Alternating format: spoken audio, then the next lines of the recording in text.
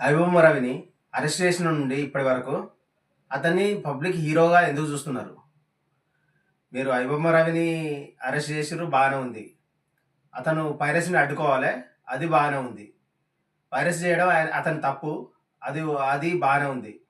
అంటే ఆ తప్పును తప్పు పట్టాలి, కరెక్టే. అతను పైరసీ చేసేయడం తప్పే, పెద్ద తప్పే అది.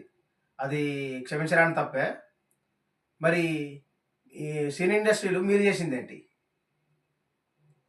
పెద్ద పెద్ద వాళ్ళే కదా ఉన్నది. మీ నలుగురు ఐదుగురు చేతుల్లో ఉన్నది కదా సినీ ఇండస్ట్రీ మొత్తం. సినిమాకు పోవాలంటే రూ. 20 వాటర్ బాటిల్, అందులోకి వెళ్ళేసరికి 100 నుండి 150 రూపాయలు అవుతుంది. పాప్కార్న్ రూ. 10 పాప్కార్న్, అందులోకి వెళ్ళేసరికి 400-500 అవుతుంది. సమోసా బయట 20-30 రూపాయలు ఉంటే అందులోకి వెళ్ళేసరికి, సినిమా థియేటర్లోకి వెళ్ళేసరికి అదో 200 అవుతుంది. మళ్ళీ బయట నుండి ఏం కొంటామో నీరు అడ్డుకుంటారు. మరి మీరు చేసేది కూడా రాంగే కదా. మీరు కూడా ఆలోచించాలి కదా. మీరు అట్లా చేస్తే పబ్లిక్ ఆటోమేటిక్గా వస్తారు కదా. మీరు అవి కంట్రోల్ చేస్తే పబ్లిక్ ఆటోమేటిక్గా వచ్చి థియేటర్ సినిమాలు చూస్తారు కదా. ఇలాంటి వాళ్ళని ఎంకరేజ్ చేయరు పబ్లిక్.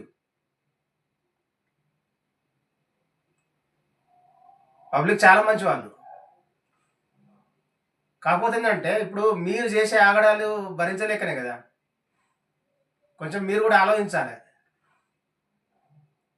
ఆ రేట్లు తగ్గిస్తే ఆటోమేటిక్గా పబ్లిక్ వచ్చి చూస్తారు థియేటర్లలో. మీరు అధిక ధరలు పెంచడం వల్ల పబ్లిక్ రావడం లేదు కదా. ముందుగా విజువల్స్ చూద్దాం. ఆ విజువల్స్లో పబ్లిక్ ఏమంటారో చూద్దాం. ఐబొమ్మ భయ, ఐబొమ్మ అతను అరెస్ట్ చేశారంట. ఆ బాధ భయ, బాధ గుండెలు బాధ. మా దేవుడు, మా పేదవాళ్ళకి దేవుడే ఆయన. మేము ఈ రోజు సినిమా చూసామంటే కారణం ఐబొమ్మ అతనే. అందరు ఇక్కడ ఉన్న వాళ్ళందరం, ఇక్కడ ఉన్న పేదవాళ్ళందరూ సినిమా చూశారంటే పేదవాళ్ళ గురించి చెప్పిన, పరిస్థితి బాగా గురించి కాదు. పేదవాళ్ళందరూ, పేదవాళ్ళు ప్రతి ఒక్కరూ ఐబొమ్మలో సినిమా చూసిన వాళ్ళు అందరూ. కాబట్టి నాకైతే చాలా బాధగా ఉంది. దయచేసి అతన్ని అరెస్ట్ చేశారు, అతను కొట్టకండి, అతను ఏమి అనద్దండి. అతని దేశ ప్రయోజనాల కోసం వాడండి అనమాట. అంటే ఎక్కడైనా ఇప్పుడు పక్క దేశం హ్యాకర్ అట ఏదన్నా హ్యాకింగ్ చేసినా, ఏదన్నా దౌర్జన్యం వచ్చినా, అవినీతికి పాల్పడినా అలాంటి హ్యాకర్ ద్వారా దయచేసి అలాంటి వాళ్ళని వాడి దేశ ప్రయోజనాలకి వాడండి. అంతేగాని అతను కొట్టి అతని ఎన్కౌంటర్ చేయకండి దయచేసి. ఎందుకంటే మా పేదలందరూ దేవుడైన. చాలా దరిద్రంగా అనిపిస్తుంది అన్న నాకు. ఎందుకంటే ఒక మంచి వ్యక్తిని తీసుకెళ్లి అరెస్ట్ చేయడం అనేది అర్థమైతలే నాకు. ఎందుకు మంచి వ్యక్తి అని అంటే, మనం ఫ్రీ ఆఫ్ కాస్ట్ అసలు టికెట్ రేట్ లేకుండా సినిమా చూస్తున్నాం కదన్నా.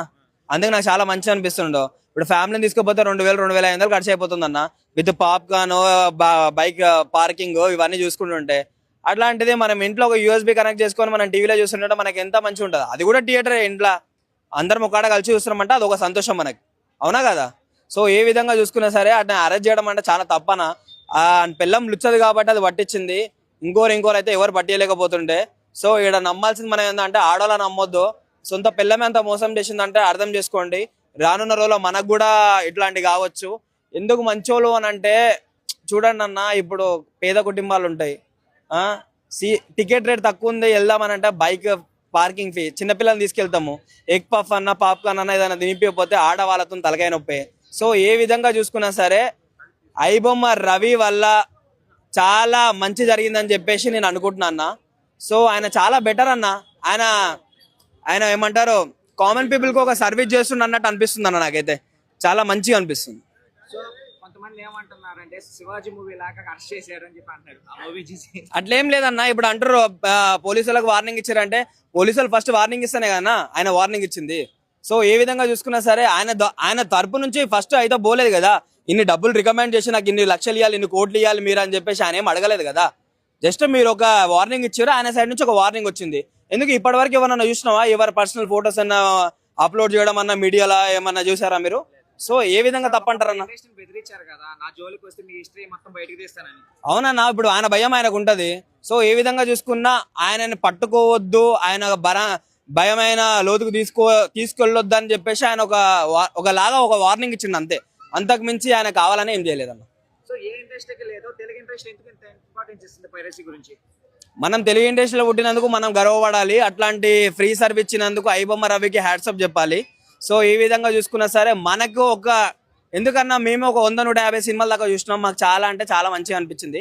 సో ఏ విధంగా చూసుకున్నా అట్లాంటి వాడిని అరెస్ట్ చేయడం చాలా తప్పన్న. ఎందుకంటే బయట ఎంతో మందిని చూస్తాం మనం, క్రిమినల్ కేసులలో అక్కడిక్కడ ఉన్న చాలా మందిని చూస్తాం. అట్లాంటి వాళ్ళని అరెస్ట్ చేయకుండా ఒక మ్యాటర్ లేని దాన్ని పట్టుకొని ఇంత అరాచకం చేయడం అనేది చాలా తప్పు. సో చాలా మంది మూవీ ప్రొడ్యూసర్స్ కష్టపడి మూవీ చేస్తున్నారు కదా, అలా ప్రైవేసీ చేస్తే వాళ్ళకి ప్రాబ్లం సో వస్తుంది. నేను మూవీ ప్రొడ్యూసర్లకి చెప్పేది ఒకటే అన్న, ఏందనంటే నువ్వు అంత కష్టపడి తీస్తే కొంచెం పాప్కార్న్ రేట్ అన్న నువ్వు టికెట్ రేట్ పెంచుకో, అంతేగాని పాప్కార్న్ దాంట్లో మీద చెత్త ట్యాక్సీలు, కింద బైక్ పార్కింగ్ ఫీ ట్యాక్సీలు ఇవన్నీ కడితే మాకు వచ్చే 10,000 దాంట్లో 2,500 ఒక సినిమాకి దింగేస్తున్నాయి. ఇంకా మేమేం చేయాలన్నా, అసలు సెట్ అవ్వదన్న. సో ఏ విధంగా చూసుకున్నా మనోడు తోపు తోపు తోపు తోపు. సో ఇంకా మూవీ రూల్స్ అవి ఉన్నాయి కదా, వాటిని పట్టించుకోకుండా ఒక ఐబామ్ ని టార్గెట్ ఎందుకు చేశారు? ఐబొమ్మ వాడు ఖాళీ దొరికిండు, ఐబొమ్మ మీద అందరు పడ్డారు కాబట్టి సో ఇది బేస్ చేసుకొని ఐబొమ్మ రవి చేసే సర్వీస్ చాలా ఎక్కువైపోయిందని చెప్పేసి ఆయన మీద పడడం జరిగింది. సో ఎప్పుడైనా మంచోనే పట్టుకుంటారన్న, చెడ్డోని ఎవడు పట్టుకోడు. మూవీ రూల్స్ దాని కింద చూసుకుంటే కొంచెం బలమైన వాళ్ళు ఉంటారు కాబట్టి వాళ్ళ జోలికి వెళ్ళారని చెప్పేసి నాకు అనిపిస్తుంది. హ్యాక్ చేసి మూవీస్ను తన ఐబొమ్మ వెబ్సైట్లో అప్లోడ్ చేసి వాళ్ళకు నష్టం చేకూర్చడం వల్ల ఇండస్ట్రీ నుండి బ్యాడ్ కామెంట్స్ వస్తున్నాయి. ఇతన్ని కొందరైతే ఎన్కౌంటర్ చేయాలంటున్నారు. మరి ఎన్కౌంటర్ చేసేంత తప్పు చేసిండా? ఇంకోటి, పైరసీల వల్ల జనాలకు నష్టం అవుతుంది, ఇండస్ట్రీకి చాలా కోట్ల నష్టం వచ్చింది, కోటాను కోట్ల నష్టం వచ్చింది అని పోలీసులు అంటున్నారు. మరి కోటాను కోట్ల నష్టం వచ్చి పబ్లిక్ కూడా బాగా నష్టం వస్తే పబ్లిక్ ఎందుకు నీరాజనాలు పడుతున్నారు? పైరసీ చేసిండు, ఓకే, అది తప్పే, దాన్ని ఎవరూ సమర్థించరు. అయినా కూడా అతను తప్పు చేసిందని తెలిసి కూడా పబ్లిక్ అతన్నే ఎందుకు సపోర్ట్ చేస్తున్నారు? కారణాలు ఏంటంటే ఇండస్ట్రీలో అధిక రేట్లు పెంచడం. అధిక రేట్లు ఎందుకు పెంచారు వాళ్ళు? బెనిఫిట్ షోలని, ప్రీమియం షోలని, టికెట్లని రేట్లు అధికంగా పెంచుతూనే ఉన్నారు. అది పబ్లిక్ మీద అధిక భారం పడుతుంది. మరి పబ్లిక్ మీద అధిక భారం పడుతుంటే పబ్లిక్ సినిమా ఎలా చూస్తారు? ఇప్పుడు థియేటర్లో అన్ని మల్టీప్లెక్స్లే అయిపోయినాయి. థియేటర్లలో వాటర్ బాటిల్కి ఎంత చెప్పండి మీరు? 100 నుండి 150 రూపాయల. బయట 20 రూపాయలు ఉంటే అక్కడ మాత్రం 100 నుండి 150 రూపాయలు. పాప్కార్న్కి ఎంత? 500 నుండి పైకే 800 వరకు. సమోసాకి ఎంత? 150, 200. గింత ఛార్జీలు పెంచినాక సామాన్యుడు ఎలా బతుకుతాడు? Middle class, lower middle class ఎలా బతుకుతారు? ఇది దోసుకోవడం కాదా? రక్తం పీల్చేసినాడు కాదా? మరి ఇవి ఎందుకు కనిపించవు? ప్రభుత్వానికి ఎందుకు కనిపించవు? అధికారులకు ఎందుకు కనిపించవు? ఇది ఒక రకంగా ఇది కూడా క్రైమే కదా. ఇది ఎట్లా అంటే కనిపించని క్రైమ్ అన్నట్టుగా, వీళ్ళకి కనిపించదు అది. అట్లాంటివి ఐబొమ్మ రవి అతను సినిమాలు మాత్రం అప్లోడ్ చేసిండు, అది తప్పే, ఓకే, దాన్ని సమర్థించట్లేదు. ఎవరు సమర్థించరు, ఎవరు సపోర్ట్ కాదు దానికి. అది ఎవరైనా ఒకటే, అది నువ్వైనా నేనైనా ఎవరైనా పబ్లిక్ అయినా సేమ్. క్రైమ్ అనేది తప్పే. అయినా కూడా పబ్లిక్లో ఒక సినిమాలో టాగర్కు ఉన్నంత క్రేజీ బయట రియల్ జీవితంలో ఐబొమ్మ రవికి ఉంది. ఇప్పుడు పబ్లిక్ ఎక్కడ చూసిన పబ్లిక్ ఆయన గురించి బ్యాడ్ కామెంట్ అనేది ఒక్కటి కూడా రావట్లేదు. ఎందుకు అంత క్రేజీ?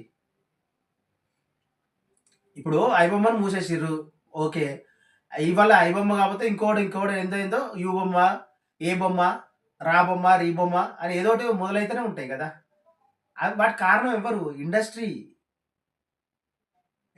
అధిక రేట్లు పెంచడం తగ్గిస్తే రెమ్యూనరేషన్ ఒక హీరోకు 100 కోట్ల. హీరోలకు 100 కోట్లు అయినాక ఒక ప్రొడ్యూసర్కు ఖర్చు ఎంత వస్తుంది?